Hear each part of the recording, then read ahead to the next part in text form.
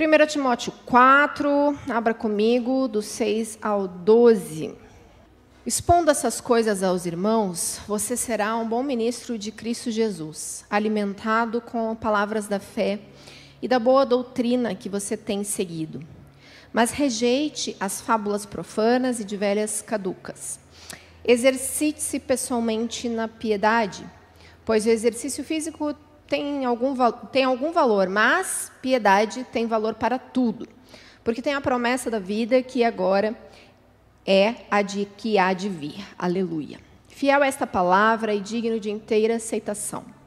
Pois é para esse fim que trabalhamos e nos esforçamos, porque temos posto a nossa esperança no Deus vivo, Salvador de todos, especialmente. Ordene essas coisas e ensine-as. Diga, ensine-as. Ninguém o despreze por você ser jovem, pelo contrário, seja um exemplo para os fiéis na palavra, na conduta, no amor, na fé e na pureza. Amém? Queridos, esse é aquele clássico texto usado para ministrar aos jovens, eu sei disso. Nós já várias vezes nos pautamos no entendimento dessa revelação para encorajar você a ser um padrão dos fiéis.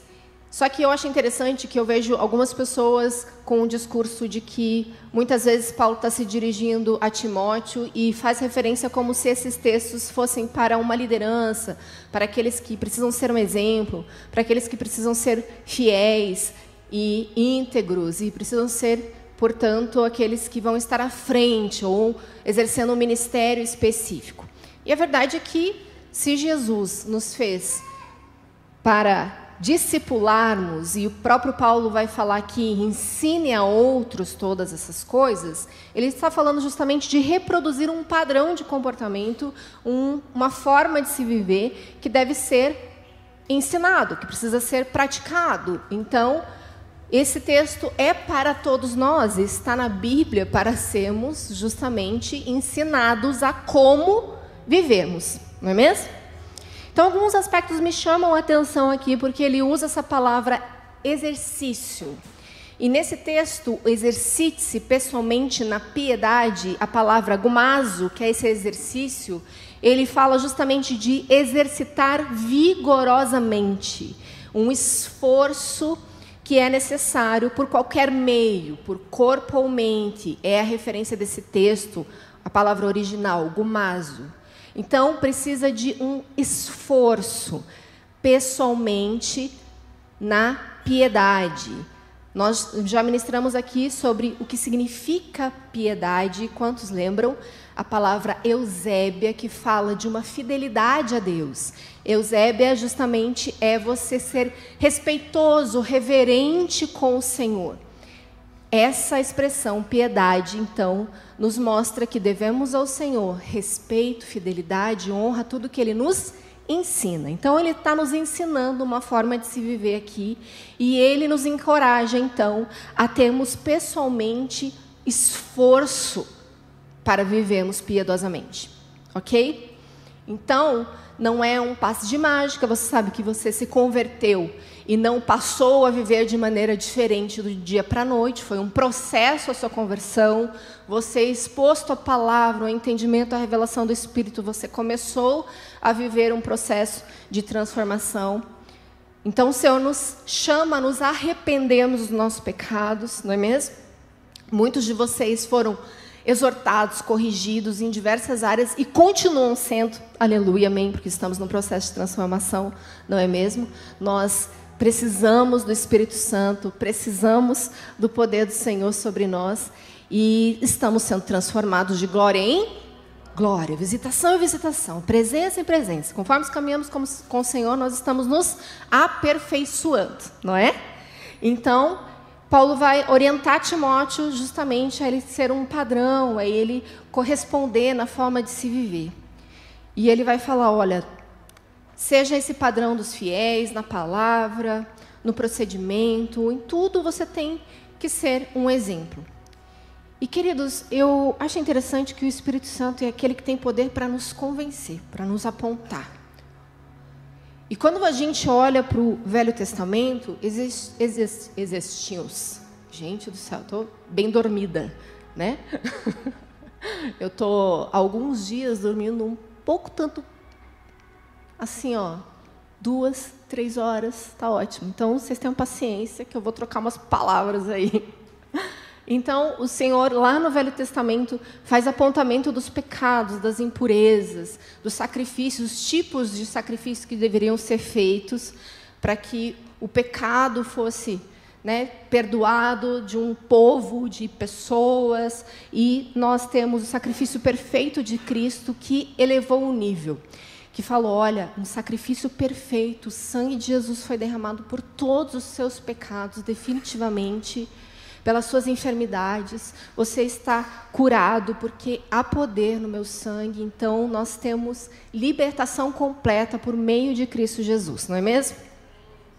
E é interessante que a palavra de Deus vai nos apontar justamente essa forma de se viver, que diz, arrependam-se. João Batista faz esse anúncio, arrependam-se. Jesus continua dizendo, arrependam-se. E nós vamos ver Paulo orientando também ao processo de arrependimento e uma forma digna de se viver, um processo de santificação, sem a qual ninguém verá o Senhor, não é mesmo? Então, nós continuamos vivendo esse processo de santificação até que Ele venha e Ele sobe o nível. Eu acho interessante que você deu exemplo, Isa, agora nas ofertas, que eu ia, inclusive, usar na mensagem, que é sobre os 10%.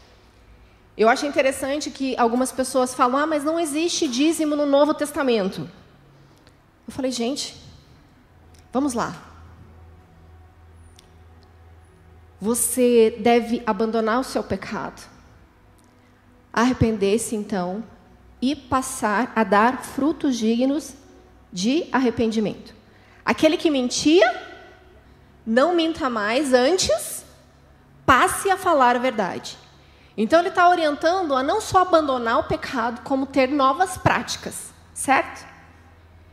E Jesus vai apontar para nós, Mateus, só para te dar a referência, você lê novamente, Mateus 5, do 27 ao 30, ele vai apontar, vamos ler junto aqui. Vocês ouviram o que foi dito, não cometa adultério. Eu, porém, lhes digo, todo que olhar para uma mulher, de que forma? Com intenção impura, já cometeu pecado com ela em seu coração. Se o seu olho direito leva você a tropeçar, arranque-o, jogue-o para fora. Pois é preferível você perder uma parte do seu corpo do que ter o corpo inteiro lançado no inferno. E se a sua mão direita leva você a tropeçar, corte-a, jogue para fora, pois é preferível que você perder uma parte do seu corpo do que o corpo inteiro ir para o inferno. Então, aquilo que te leva a pecar deve ser excluído da sua vida. Se o teu olho está te fazendo pecar, a tua mão está te fazendo pecar, você precisa tirar. Então, ele eleva o padrão, não é só sobre não pecar, arranca aquilo que te leva ao pecado. E para mim, o dízimo é o mesmo raciocínio. Se no Velho Testamento falava que era 10%, 10% passou a ser o mínimo. É o mínimo. Eu preciso dizer quanto. Você tem que ter uma oferta generosa. Você vai ver Paulo falando sobre os irmãos que eram generosos, que davam além, mais do que eles precisavam. Porque 10% passou a ser o mínimo. Então, não pecar é o mínimo. O processo de santificação fala de um lugar de pureza. Então, nós temos a orientação para os casais um leito sem mácula, sem pecado, para ser puro. Não é só o pecado, mas a impureza, que é a contaminação. Então, Jesus veio e elevou, aumentou. Isso é graça do Senhor, mas com responsabilidade. Ele nos liberou do pecado, nos fez livres, mas para um novo nível. Um processo de pureza e santificação ainda maior. Então, passamos todos nós a sermos sacerdotes, e exercendo o sacerdote, então, você precisa, como um sacerdote, elevar ao Senhor uma adoração que é pura, que é limpa, que é santa, que não tem coração contaminado, que tem uma ótica limpa, que tem pureza naquilo que você eleva a Ele. O Senhor é aquele que está purificando a sua noiva. Ele está limpando, Ele está adornando. Então, Ele não vem apenas perdoar, mas Ele vem adornar. Ele vem limpar e Ele vem preparar. Estão comigo? Ele está fazendo um processo de purificação aqui. E voltando ao texto de 1 Timóteo, quando ele fala o exercício, e na sequência ele vai falar, pois é para esse fim que trabalhamos e nos esforçamos. Então, Paulo está dizendo, olha, nós estamos nos exercitando, estamos trabalhando, nos esforçando. A vida cristã, queridos, não é definitivamente uma vida de apreciação, de um culto, de uma mesa, de amigos, de relacionamentos. Você não vem aqui para assistir um culto, você não é um consumidor de uma boa reunião, você não é um consumidor de vida social. Você está aqui sendo convidado a entregar ao Senhor a sua vida e ser purificado por Ele. Num processo em que vai exigir exortação, que vai exigir afiar o ferro junto ao seu irmão,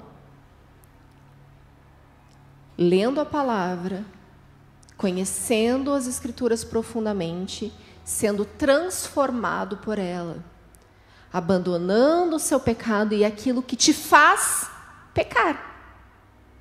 Não é mesmo? Então, se você tem uma prática de consumo de pornografia, você não vai orar e pedir perdão para o Senhor apenas e dizer, eu me arrependo, me perdoa, Senhor, eu não vou fazer mais. Me ajuda, Senhor. Socorro. Eu preciso de ajuda. Não. Você vai pedir perdão ao Senhor, você vai confessar o seu pecado, você vai deixar o seu pecado, e vai também arrancar aquilo que te leva a pecar. O que te leva a pecar? O que você acessa. Querido, tira o computador do seu quarto. Coloca limitadores no seu celular que não permita que você acesse conteúdos adultos. Entregue seu celular para uma liderança, para a sua esposa, para o seu namorado, ou ao contrário. Entregue, diga, me ajude, toma aqui, ó. Isso aqui é arrancar teu olho, isso aqui também é arrancar sua mão. Arranca, definitivamente. Mas nós gostamos de flertar com o pecado. Nós gostamos de nos sentir espirituais. Não, eu tenho o Espírito Santo, Ele está comigo. Ele vai me convencer do pecado. Ele vai me livrar desse pecado, então tá tudo bem. Eu continuo vendo. E eu vou fugir da aparência do mal. A hora que aparecer qualquer coisa na rede social ali, mulher de biquíni, essas coisas, eu vou correr até ela. Não vai. Não vai. Você tem que arrancar. Você tem que tirar. Isso vai te fazer pecar de novo. Isso é flertar com o inimigo. É dar lugar ao diabo. É não resisti-lo. Estão comigo? Isso é se esforçar. Nós devemos trabalhar, capialdes, ficar cansado, fatigado, exausto.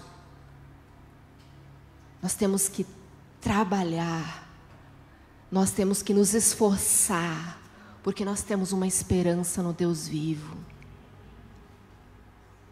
Então eu vou me envolver com o Senhor e a sua obra de forma exaustiva, sim.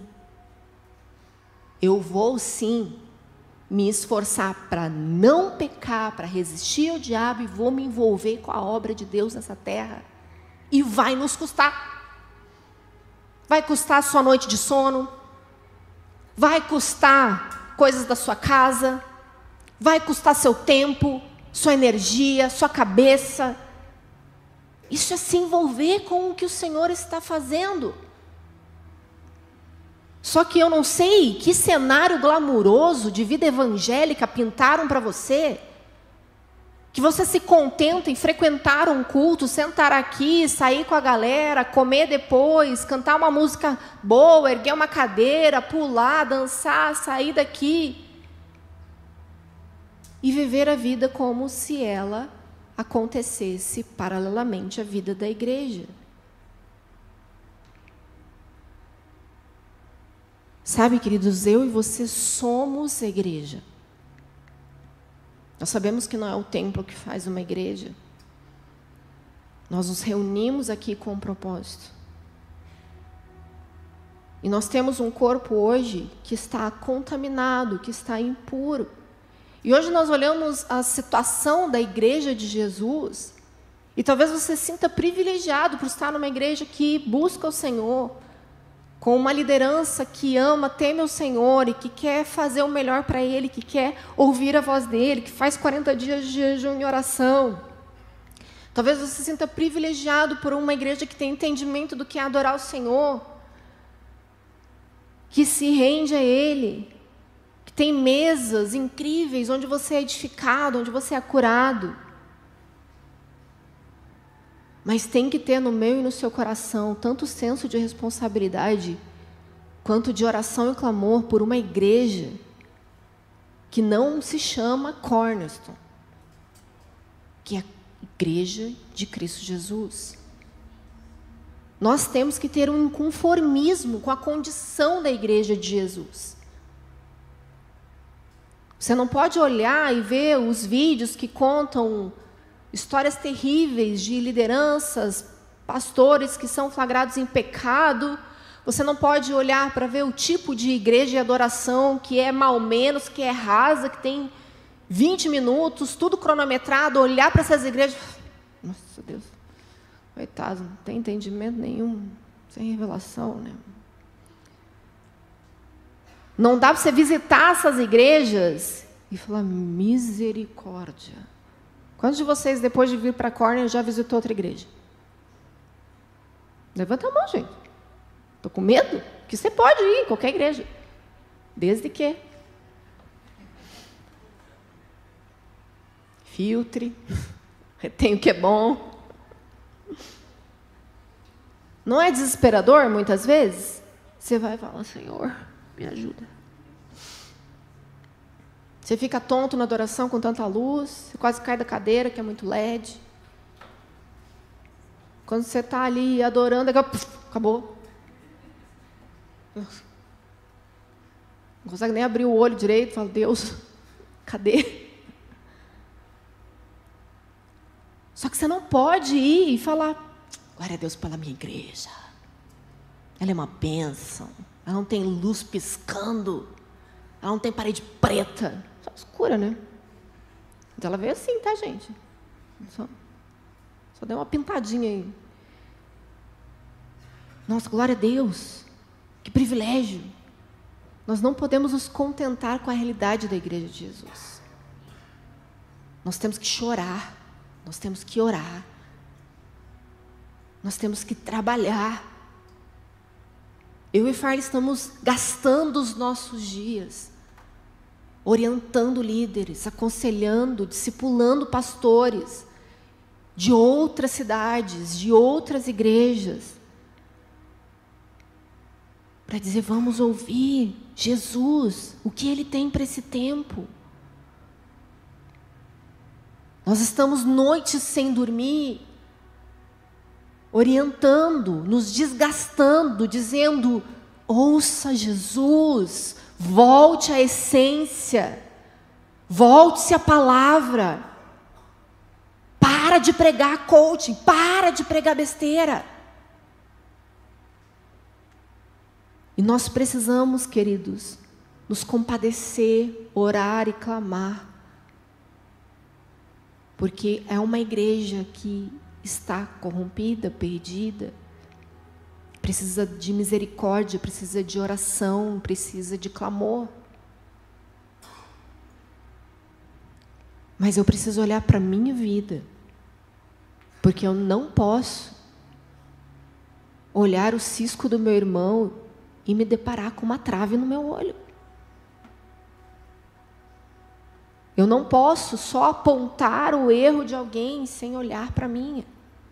E esse texto, inclusive, na sequência, vai falar, primeiro tira do seu, depois volta lá.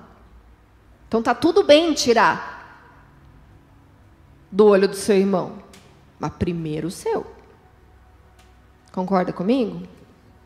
Então, sondar o coração para que o nosso exercício seja pela piedade e não apenas por nós mesmos, pelo nosso interesse, às vezes até mesmo coletivo como igreja.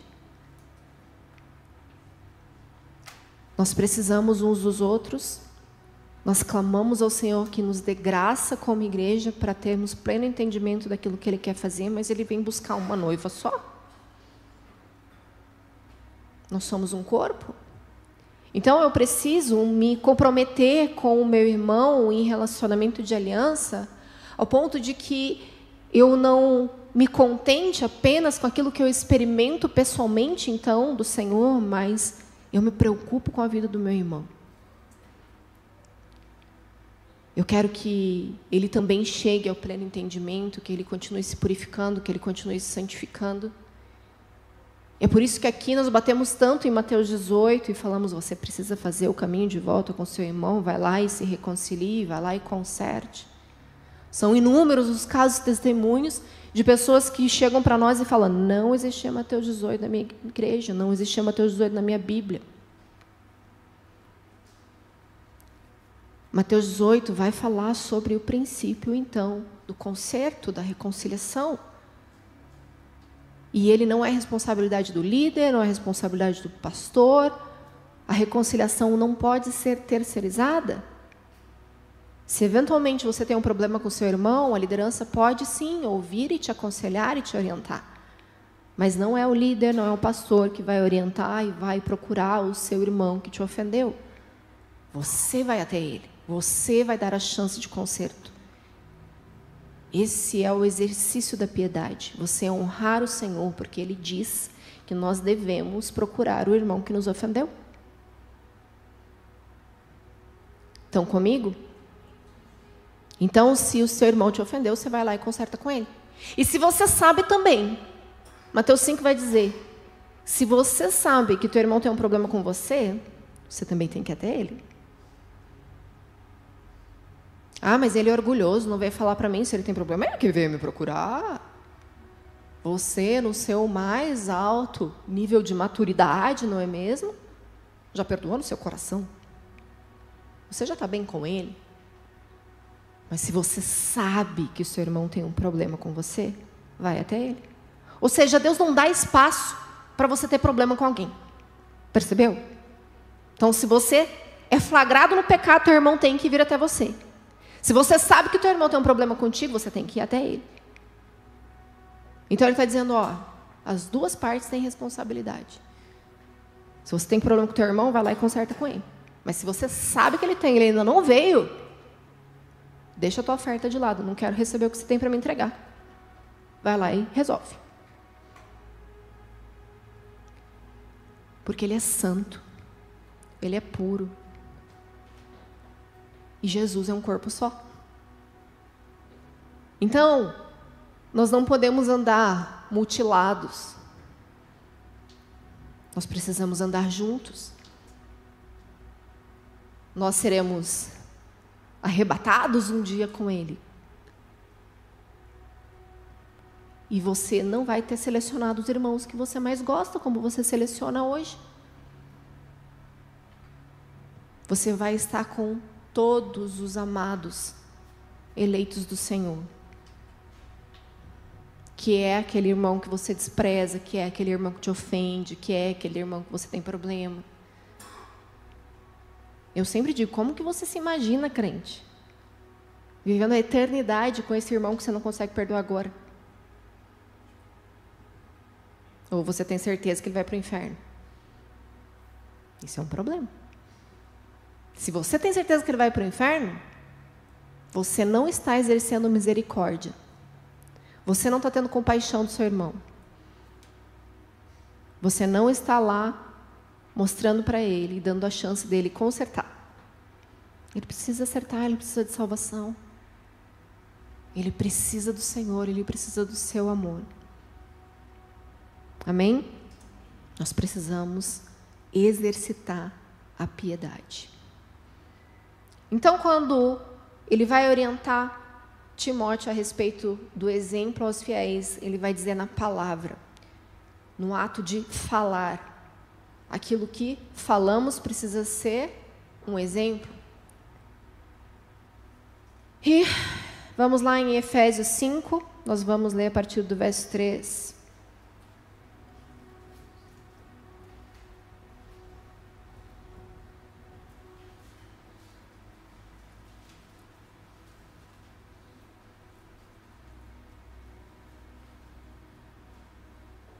Trocaram minha água, nem vi.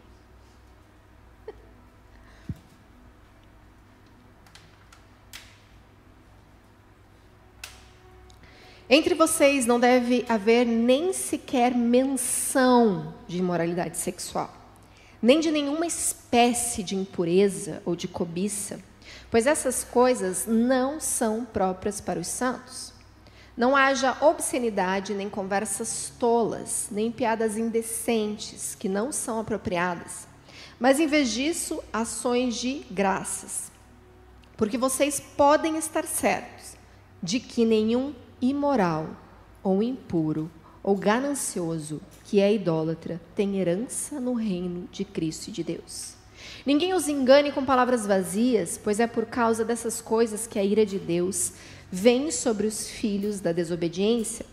Portanto, não se associem com eles, porque antes vocês eram trevas, mas agora são luz do Senhor. Vivam como filhos de Deus, pois o fruto da luz consiste em toda bondade, justiça e verdade. E aprendam a discernir o que é agradável ao Senhor. Diga, aprendam. Queria minha caneta. Vamos lá. Aprendam a discernir o que é agradável ao Senhor. Não participem das obras infrutíferas das trevas. Antes, exponham-nos à luz. Pois é vergonhoso até mencionar as coisas que eles fazem em oculto.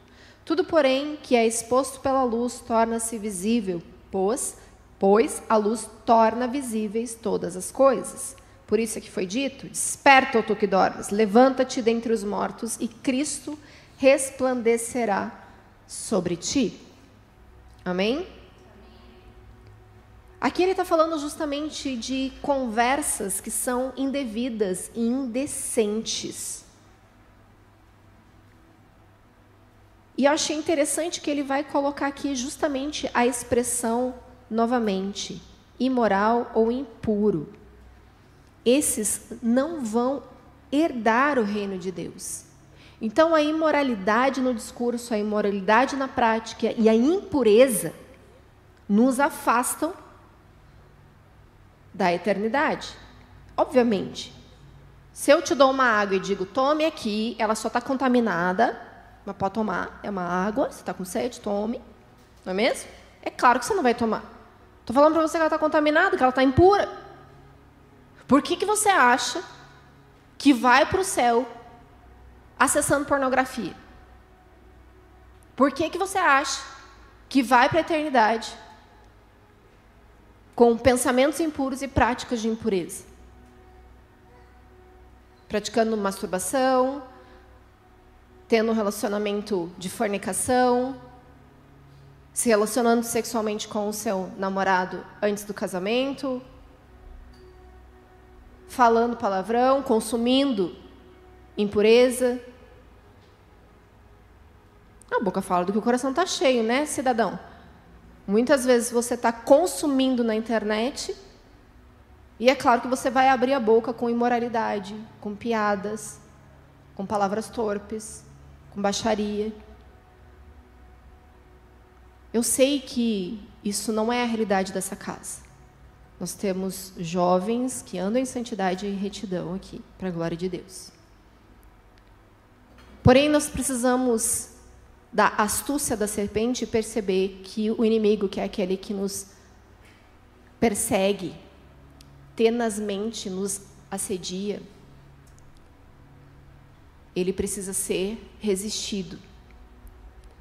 E muitas vezes são amizades, o que assistimos, o que estamos consumindo, que estão de alguma forma acessando os nossos pensamentos, os nossos sentimentos.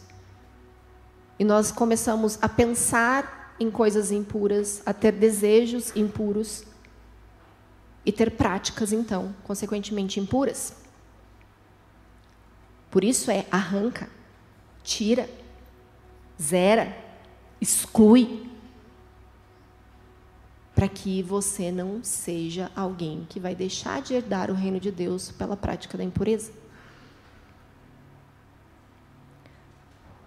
Nós recebemos aqui, uma vez, pessoas de outras igrejas, e foi chocante para algumas meninas ver que elas tinham práticas de falar palavrão. E meninas de uma realidade de igreja em outra cidade, mas era igreja. Que estavam aqui vivendo dias conosco de conferência, experimentando, adorando ao Senhor, que tem sua vida ministerial na casa onde ela frequenta. E eu lembro que num dos discursos do áudio daquela menina, quando ela foi exortada a respeito do palavrão, ela disse a seguinte expressão, eu fiquei chocada, mas ela falou, eu não sabia exatamente o que esperar a respeito de palavrão, cigarro e bebida, quando eu chegasse aí. Palavrão, cigarro e bebida. Eu não sabia exatamente qual era a prática de vocês. Sabe, eu não sabia até que nível vocês praticavam essas coisas. E ela basicamente diz para nós, é normal beber, para nós é normal falar palavrão, para nós é normal fumar. Só faltou eu dizer e transar.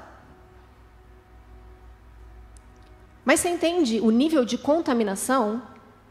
Porque são pessoas que estão ativas na vida da igreja local delas, vêm participar daquilo que nós estamos vivendo aqui, mas elas estão altamente contaminadas, ao ponto de essa cegueira não permitir que elas entendam, reconheçam e se arrependam. Elas foram exortadas a respeito dessa prática. E sabe qual é a visão dessas pessoas ao nosso respeito? Nós somos religiosos. Se ela entende que eu sou religiosa porque eu não bebo, não fumo, não falo palavrão, tá tudo bem. Não tem problema nenhum.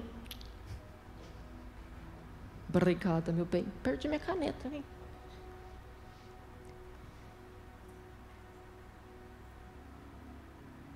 Pensa como isso é assustador?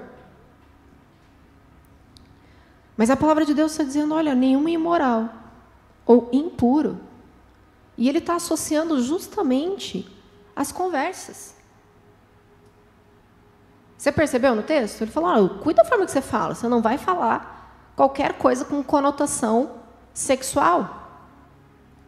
Você não vai usar de impureza, porque essas coisas não são próprias para os santos.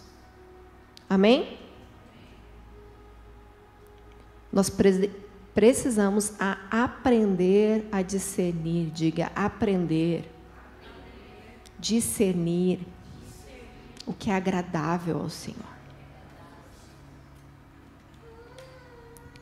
Ele é santo.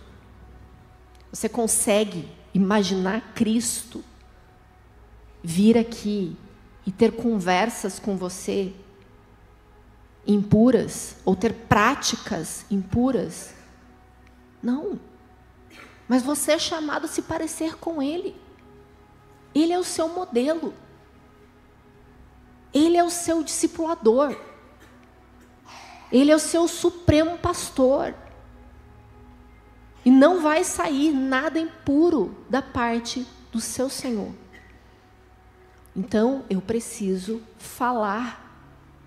eu preciso proceder de maneira digna e que honre o Senhor. Amém?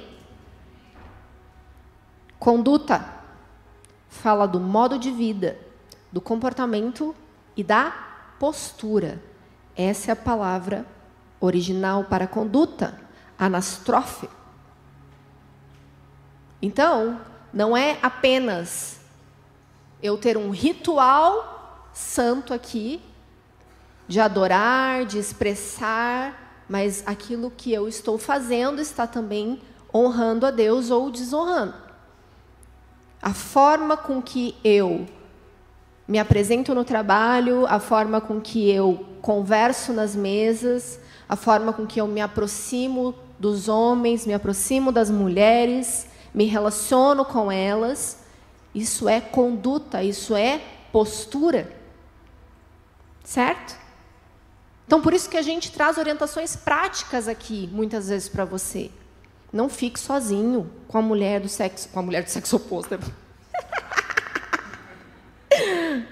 Com alguém do sexo oposto. Você não fique andando de carro sozinho. Se você é casado, não fique sozinho com outra mulher ou outro homem. Cuidado com a aparência do mal.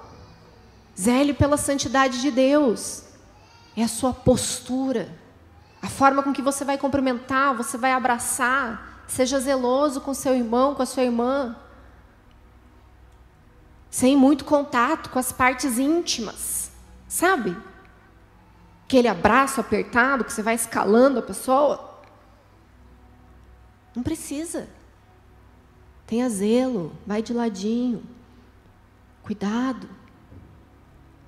Então aqui a gente ensina você sobre conduta, sobre a sua postura, porque ela precisa ser um exemplo. E ela não pode ser apenas uma condição de aparência, mas uma condição interior, porque eu posso te ensinar, você pode fazer, mas se não for o seu interior, em algum momento você vai fazer aquilo que você está cheio, aquilo que você gosta e tem prazer de fazer. Então, por isso que ele vai usar o exercício da piedade. Então, eu começo a ser ensinado. No começo, você faz porque tem que fazer. Então, nós ensinamos aqui que você deve se vestir modestamente. Isso aqui é uma conduta adequada. Paulo vai dizer que as mulheres devem se vestir modestamente, não é mesmo? E a palavra modéstia se refere justamente a não ser pedra de tropeço para o outro, a ter cuidado com o outro, não é? Então, primeiro eu te ensino. Primeiro você acha ruim. Você vai dizer, ai meu Deus, agora né, o problema está no olho do irmão. Justamente, é o olho do irmão que é o problema. E modéstia fala justamente disso, do olho do seu irmão, que você tem que cuidar para não fazer ele pecar. Você tem que cuidar para não ser pedra de tropeço para o seu irmão. A maldade está no olho dele, tá mesmo. E você vai cuidar do olho do seu irmão. Não é? Então, primeiro eu te ensino. Eu falo, cobre o seu quadril. Amada, não usa decote. Querida, Deus é justo.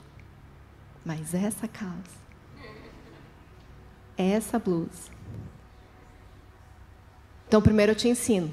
Primeiro você vai lá com raiva. Amarra a blusa na cintura. Usa a blusa comprida. Fala, ai meu Deus, tem que me vestir igual uma bexiga. Acha ruim. A pessoa não tem capacidade. Capacidade de ser estilosa usando roupa modesta. Né? Reclama. Deselegante. Porque para mim, roupa justa e indecente é deselegante acima de tudo. Agora, primeiro você vai assim, com o coração ruim. Depois você vai analisar as Escrituras, vai deixar o Espírito Santo te convencer, te mostrar, ensinar que é um caminho de santificação, de pureza, que vai transbordar do seu interior para fora. Você vai colocar uma roupa um pouquinho mais justinha, vai colocar aquele croppedzinho, quando você não vem na igreja, porque a pastora não deixa usar cropped. Aí você vai usar do Espírito Santo, vai... Ei, Modéstia. Cuida com seu irmão. Para de sensualizar, amada. Me honra com o que você veste. Me honra. Eu sou santo. Eu sou puro. E você está promovendo impureza no olhar do seu irmão. Impureza no seu relacionamento com seu namorado, porque você está mostrando aquilo que não deveria mostrar antes do tempo. Você está deixando ele acessar aquilo que é para o casamento. E aí o Espírito Santo começa a te convencer. Mas porque você está dando passos de exercício a abandonar o pecado. Estão comigo? Aí eu começo a exercitar a prática da piedade. Eu começo a deixar o pecado e a dar fruto digno de arrependimento. Começa a ser normal, natural, meu padrão, esse comportamento de modéstia. Certo? É meu padrão liberar palavras de bênção. É meu padrão não ser maldizente. É meu padrão não fofocar. Porque eu estou exercitando a honra e a fidelidade a Deus naquilo que eu pratico. Está ficando claro? Esse é o poder do Espírito em nós. Então, Ele nos instrui na palavra, nós ensinamos você, você decide obedecer, porque é a palavra de Deus. Você não está obedecendo o staff que pediu um tipo de roupa para você. Você não está obedecendo só a pastora que pediu para você cuidar com o que você veste. Você não está obedecendo a pastora quando você tira os aplicativos indevidos do celular. Você está honrando o Senhor. Você está entendendo que na palavra de Deus aponta para você que aqueles que querem ver o Senhor precisam ser santos, precisa de modéstia, precisa de pureza, precisa aplicar os olhos no lugar certo. Então, é um movimento do Senhor que está purificando a sua noiva. E começa por mim e por você. Nós precisamos ser todos forjados naquilo que desonra o Senhor. Todos nós temos batalhas da alma. Nós todos precisamos escolher abandonar o pecado. E ele é um esforço. É uma resistência. Nós amamos o Senhor, nós queremos dar ao Espírito Santo liberdade para que nos convença, nos aponte. Eu lembro que uma vez nós sentamos, eu acho que eu já citei isso aqui, não sei se aqui ou na mesa das mulheres. Uma vez nós sentamos com um grande homem, que não é da adoração, mas tem uma influente banda gospel, vamos dizer assim. Ele foi fazer a abertura de um dos nossos cultos na antiga igreja. Ele e a banda dele. Nós amamos, nós honramos. Eles têm uma porção incrível. Só que eles têm uma igreja local. E ele é pastor nessa igreja local. E eu lembro que nós estávamos almoçando, depois da ministração, juntos, lá na casa, inclusive, que nós moramos hoje. E ele na mesa falou algo que eu fiquei muito chocada. Ele falou, não, o dia que eu tiver que ensinar para um jovem meu que ele não pode transar antes do casamento, ele não entendeu nada sobre Jesus. Deu? Como assim? Não, ele precisa ter revelação e entendimento. Eu falei, mas você não vai ensinar? Você também não vai dizer? Você não vai apontar? Você não vai pregar? Porque pregar o Evangelho, ensinar, que é justamente o que Paulo está dizendo aqui, olha, ensine. Não somente pratique, mas ensine. Então, eu ensinar o Evangelho, eu ensinar para você que tem que se vestir com modéstia, que não pode ficar falando palavrão. Eu tenho que ensinar você que existe uma forma pura e santa de se viver. Eu tenho que te dizer, resista ao diabo. Estão comigo? É por meio da exposição das Escrituras. É o princípio da mutualidade. Então, nós vamos exortar, nós vamos corrigir um ao outro, nós vamos aconselhar, nós vamos ensinar e alinhar a igreja de Jesus. Nós somos um corpo. E você não pode olhar para o seu irmão que está pecando, errando em alguma área e deixar ele do jeito que está, porque o nome disso não é amor, é egoísmo. Eu sempre falo do amor que não busca os próprios interesses, e eu fico chocada, alarmada, com o irmão que olha o seu irmão pecando, vê ele que ele está tratando mal, que ele está desprezando a esposa, vê que o irmão está desonrando a forma de se viver, ele está tratando mal, ele está deixando de entregar aquilo que é devido ao Senhor, e eu ficar olhando isso e falar...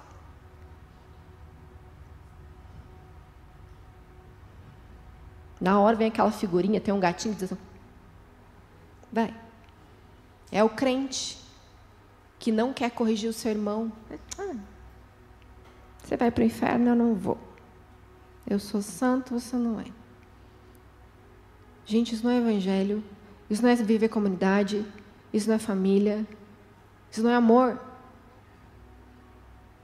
Quando nós amamos Jesus, nós amamos o seu corpo. E ele não está mutilado. Nós somos um só. Então tem que te ofender quando teu irmão pecar, mas porque ele é parte de você. Te dói. Fala, ei, nós vamos juntos para o mesmo lugar e eu não quero que você se perca, quero que a gente vá junto. E muitas vezes a falta de santificação do seu irmão, a falta de pureza, se você não exorta, se você não corrige, pode te contaminar. Pode te fazer, inclusive, pecar. Que vai te pegar no seu orgulho. Você começa a achar que você é melhor que o outro. Pode te contaminar, porque ele pode estar com pequenas palavras e conversinhas, como maledicência, fofoquinha aqui, está te enredando e você não está percebendo. E você só está deixando, porque vamos conviver em paz aqui. Eu não vou falar para o meu irmão que ele está sendo maldizente. Ele não vai querer mais conversar comigo, ele não vai querer mais me ouvir. Eu tenho que primeiro ganhar o coração dele, eu preciso estar com ele, eu preciso também de ser paciente, porque ele precisa falar, abrir o coração. Abrir o coração nas mesas que não é para a sua liderança, queridos, é fofoca. Se você tem que falar de um outro irmão para o seu irmão, você não está procurando conselho, você está fazendo fofoca. Lugar de confissão da sua dor a respeito do outro irmão é na sua liderança, com os seus pastores, que vão te conduzir. Na verdade, nem precisava passar pela gente, você devia já ter consertado. Porque se você vem para nós, nós vamos te orientar a fazer o caminho de volta. Mas uma igreja santa, que está em processo de purificação,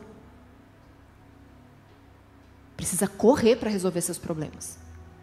Precisa correr para consertar com o seu irmão. E se você está abrindo o coração para falar dos outros nas mesas, deixa eu te falar. Pecado, impureza, e que vai te levar ao inferno. Que os maldizentes não herdarão o reino de Deus. E está lá junto com os pecados, nós sempre falamos isso, com os pecados de assassinato, idolatria, está lá a maledicência.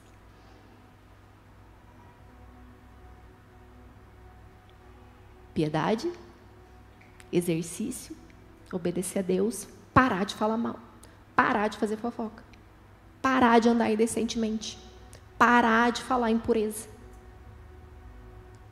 parar de se associar com aquilo que não convém, parar de consumir impureza. Você não pode se conformar em conseguir assistir filmes da Netflix, filmes de qualquer lugar que você tem cenas de sexo, nudez, palavrão. Se você consegue assistir esse tipo de filme, deixa eu te dizer, você tem um problema. Se você consegue assistir esse tipo de conteúdo, sem pegar o controle e trocar, tirar, fazer alguma coisa, você está contaminado. Você está impuro. Os teus olhos já estão afetados. Se você consegue consumir esse tipo de coisa, querido, deixa eu te dizer, você precisa urgente clamar ao Senhor por um processo de santificação e abandonar essa prática. Se você consegue ficar numa mesa em que estão falando mal dos outros, você está contaminado.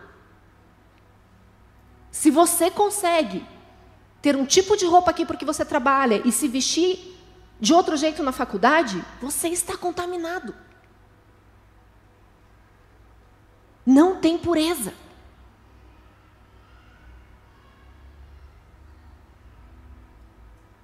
Amém?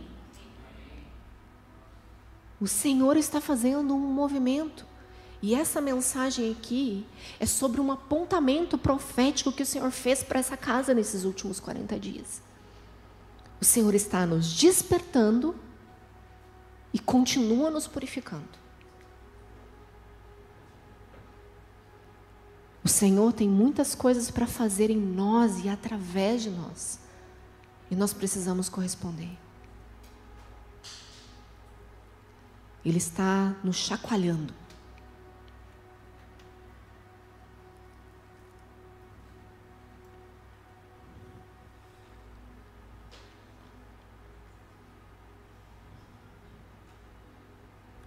Esse é ser um exemplo no amor e na fé. É você amar o seu irmão. Não se preocupando mais com você. É você não se preocupando com a sua reputação quando você tiver que corrigir o seu irmão. Você não se preocupar mais com o grupo do que com a santidade de Deus. Você precisa exortar e corrigir amigos, um grupo, chamar atenção, dizer vamos parar, porque isso está desonrando a Deus. Vamos segurar aqui. Nós não vamos consumir isso, nós não vamos assistir esse tipo de filme, nós não vamos ter esse tipo de prática, porque isso está contaminando. Isso aqui pode dar lugar ao diabo. São pequenas concessões, nós sabemos disso. Exemplo da pureza. A palavra agneia fala de castidade, inocência. A purificação dos olhos, do coração, ela é manifesta nas nossas palavras e na nossa conduta. Então, se eu não medito nas Escrituras, o que vai sair de mim? Como eu vou adorar a um Senhor que eu não me relaciono com Ele? Não estou cheia dEle para Ele mesmo. Eu preciso contemplar e ver o Senhor para ser purificado por Ele, entender o que agrada a Ele. Como eu vou discernir o que agrada ao Senhor, como Ele fala no texto de Efésios? Aprendam a discernir o que é agradável ao Senhor, se não é olhando para Ele, por meio das Escrituras, por meio da oração e de uma vida de devoção, para saber aquilo que realmente agrada a Ele.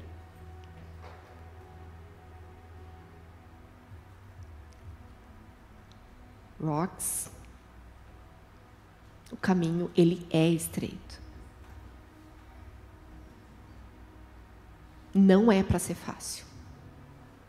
E se você está aqui, quer continuar aqui, deixa eu te dizer, nós não vamos afrouxar. O padrão é esse. Existe um padrão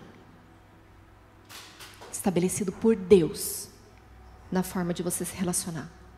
Existe um padrão estabelecido por Deus na forma de você se relacionar.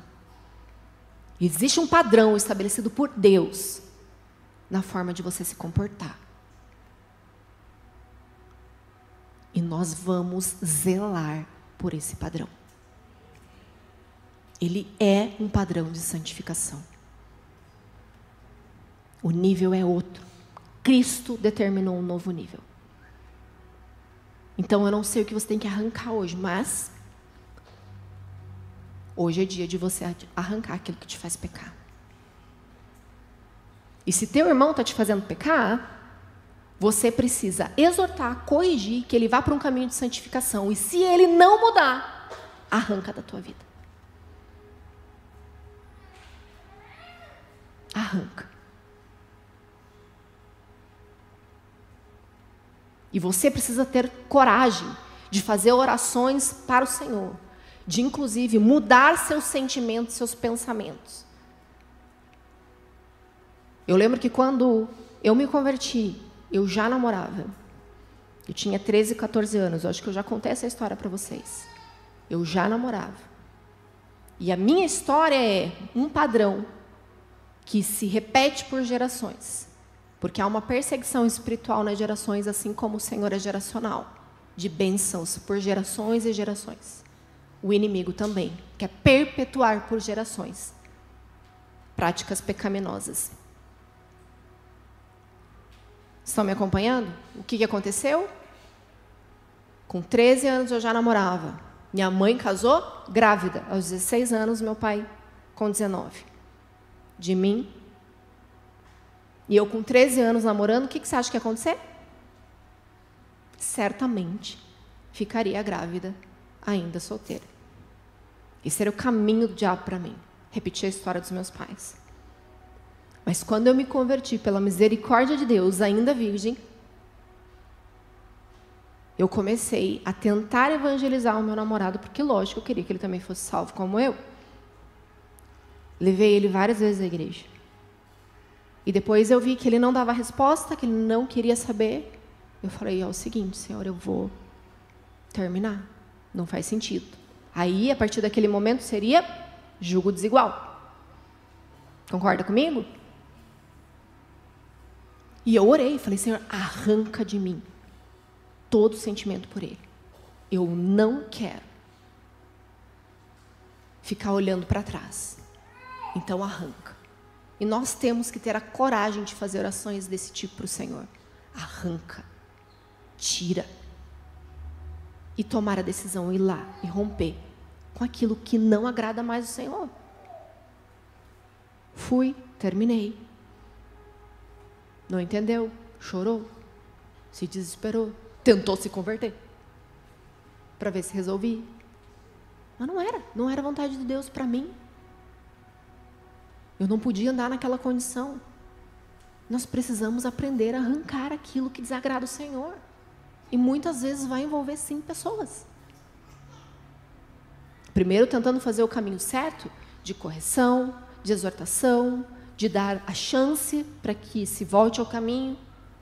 Mas muitas vezes nós devemos não sentar à mesa mais. É isso que as Escrituras vão nos ensinar. Aquele irmão, aquele que se diz seu irmão, tem práticas de impureza e maledicência, com esse nem se sente à mesa. Não pode andar contigo. Estão comigo? Então, era esse o recado que eu tinha para deixar. Nós já estamos apontando para aquilo que há de vir na nossa reunião no dia de hoje. Cadeira. Mas nós vamos alinhar. Amém? Esse é o poder do Espírito que nos convence, que nos conduz ao arrependimento. Mas ele faz isso apontando a sua palavra, a forma digna que nós devemos viver. E o Senhor vai levantar em nosso meio homens e mulheres como Finéias, que vão se levantar, dizer aqui não. Aqui haverá pureza, santificação. Nós vamos caminhar na luz e na verdade do Senhor. Vou pedir para a equipe subir. Nós vamos caminhar para o fim.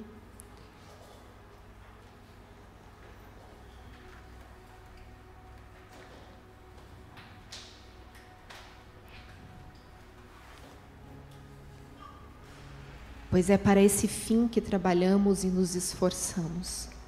Eu não sei qual é a sua medida e o seu esforço diante da decisão pela santificação, queridos. Sabe, viver a vida com o Senhor não é um privilégio dos pastores, dos diáconos dessa casa. Viver uma vida para o Senhor é um convite dele para todos nós. É um convite para todos nós sermos sacerdotes.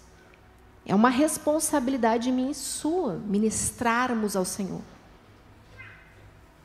É por isso que esse texto está aqui, mostrando para nós, existe um padrão que honra o Senhor e nós devemos andar assim, porque se existe uma forma de ver o Senhor, é por meio da santificação. E Ele está dizendo para nós a forma que isso deve ser feito. Nós devemos nos exercitar em sermos fiéis ao Senhor. Nós precisamos nos esforçar para anunciar o Evangelho, para fazer discípulos de Cristo. Nós vamos nos dedicar juntos, coletivamente, como comunidade. Então você não está terceirizando aqui aquilo que você tem que fazer. Se você tem que consertar, você vai consertar. Se você tem que abandonar o pecado, você tem que abandonar o pecado. Uma igreja que vai terceirizar nada aqui. Eu tenho que responder ao Senhor e você também. E talvez você tenha que começar a dar passos aonde você não está se exercitando ainda na piedade. Eu não sei em que você não está ainda honrando o Senhor. Talvez seja na entrega das suas ofertas, dos seus dízimos. Talvez seja nas mesas, a forma que você está se relacionando. Talvez seja nas suas vestes, talvez seja nas suas conversas, talvez seja os seus pensamentos. Talvez seja na falta de devoção, na prática da busca ao Senhor, no seu tempo de oração. Mas abaixe sua cabeça e feche seus olhos e deixe o Espírito de Deus, que tem poder para nos convencer, operar em você.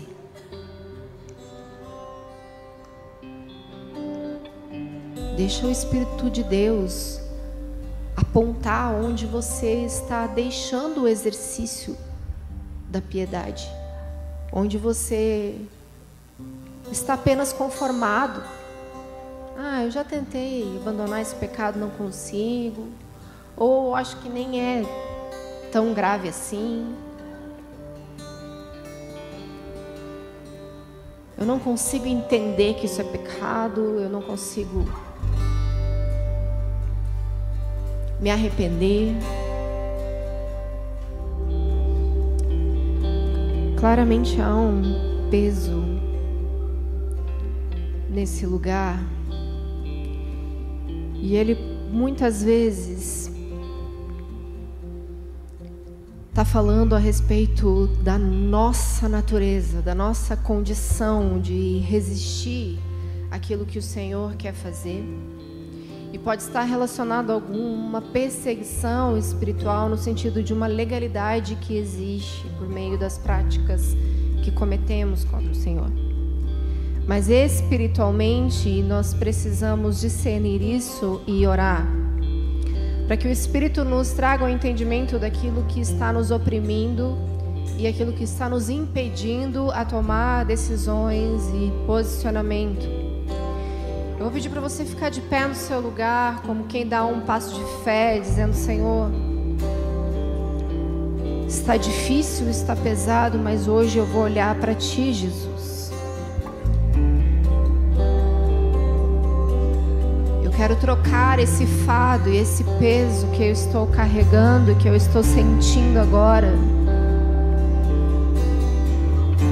que está me segurando, me aprisionando, para que eu não abandone o pecado, para que eu não abandone a impureza, para que eu permaneça na mesma condição, para que eu não ouça, que eu não discirna. Eu quero lançar aos teus pés agora, e eu te peço perdão. E eu queria que você começasse a pedir perdão comigo agora, repetindo aquilo que o Espírito de Deus traz discernimento a nós. Então nós vamos fazer uma oração juntas, tudo bem? E talvez você tenha dificuldade de abrir seus lábios. Talvez você tenha dificuldade de repetir essa oração. E se você sentir isso, é importante que você sinalize e levante sua mão para que os pastores da casa, os diáconos, os líderes que estão aqui possam te ajudar. Mas é importante que você abra seus lábios e declare, pedindo perdão, e que o Espírito da reconciliação caia sobre nós aqui. Que você possa acessar o perdão do Senhor e ter leveza para declarar a sua valentia pela verdade. Amém? Senhor Jesus, nós te pedimos perdão pelo orgulho, pela insensatez. Nos perdoe pela incredulidade, pela inveja, pela soberba, pela frieza. Nos perdoe pela impureza, porque os nossos olhos estão acessando o que é indevido. O nosso coração está corrompido, contaminado. Nós temos permitido que entre na nossa mente e no nosso coração palavras maliciosas, palavras maldosas, fofocas. Nos perdoe por dar acesso e cometer esses pecados. Me perdoe por toda lascívia, fornicação, prostituição e imoralidade sexual. Me perdoe por toda idolatria, por toda resistência ao seu espírito. Me perdoe por toda prática ritualística que desagrada e desonra o Senhor. Me perdoe por julgar no meu coração e resistir à sua palavra. Me perdoe pela falta de confissão. Me perdoe pelas práticas pecaminosas. Me perdoe porque eu não tenho fome e não tenho sede. Me perdoe porque eu não medito nas Escrituras, nem de dia e nem de noite. Me perdoe por toda resistência ao teu Espírito. Me perdoa por toda insubmissão, por toda rebeldia, pela dura cerviz. Me perdoa pela falsidade, pela dissimulação. Me perdoa pelas mentiras, pelas calúnias. Me perdoa pela falta de honra. Me perdoa pela crueldade, por pensar e suspeitar o mal. Me perdoa por dar desculpas. Me perdoa por toda negligência espiritual e natural. Em nome de Jesus, me faz livre. Limpa as minhas mãos, purifica o meu coração, purifica a minha mente e me faz corresponder hoje em um caminho de santificação, sendo purificado, lavado pelo teu sangue, pela sua palavra, em nome de Jesus. E eu vou declarar que sou valente pela verdade, porque eu creio na sua verdade e eu viverei a sua verdade. Eu vou combater o bom combate e nenhuma acusação